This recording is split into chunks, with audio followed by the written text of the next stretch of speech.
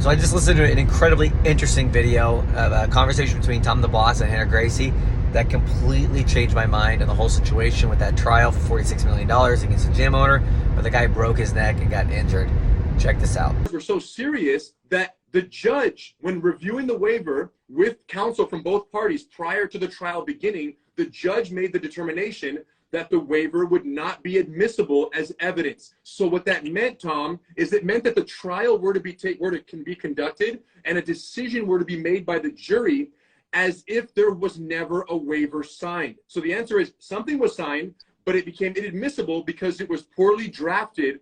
So when I'm talking to the jiu-jitsu industry, the spirit is like, yo, get your waiver drafted and reviewed by an attorney in the state of your school, because every state's different, and I'm not here giving legal advice, but this is one of the most basic things. And the reason why this matters, Tom, and having a properly drafted waiver is so important is because, if the waiver is drafted and correctly drafted, which is not rocket science, it just requires some professional attention.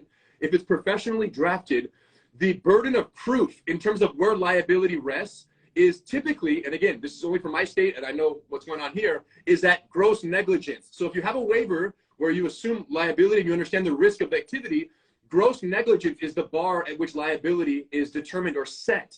Now, when in the absence of a waiver, gross negligence, from what I understand, is not the bar. It's actually simple negligence. So basically anything below standard of care, or as they explained it, unreasonable risk. So unreasonable risk presented to the subject in a situation, and that is all that's necessary to prove. And again, Tom, I had no idea about any of this. When I'm brought in to the beginning and I'm speaking about it, all I'm going in there is offer an opinion about what jiu-jitsu is and why this move in that particular situation was unsafe based on an expert teacher against a white belt student, why I deemed that an unsafe technique, because there was 5 or 6 alternate options, particularly when the student had never learned that exact technique. So in terms of the waiver, I think you're right. It's the number one. That plus the insurance, it's just the number one thing we have to be aware of, because there are things we can do to reduce our risk. Now, if the waiver was admitted, the question is, would the outcome have been different? Tom, I have no idea what the outcome would have been, because that trial never took place.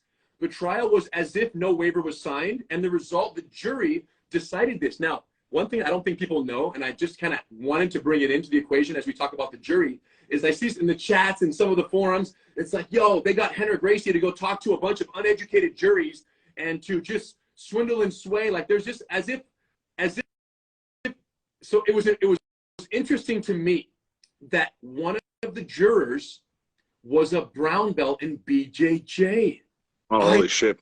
I know. So for me, I'm like, hold on, the world needs to know this. And I'm, of course, very grateful for you getting on to talk about this. But there's certain facts about this case, Tom, that when left out of the equation, everyone is so confused and making up so many lies and spreading so many misquotes and out of context that it's things like this that I think people will benefit from and go, oh, well, damn, that makes sense. That changes things. So when they went to deliberate, I can only imagine, I wasn't there, but when they went to deliberate, you have one guy who's a Brazilian Jiu-Jitsu brown belt. I think he had some teaching experience, but also an avid practitioner. And he's in there talking to the rest of the jurors about what's real, what's and he's not. educating them, yeah. No, he's the guy.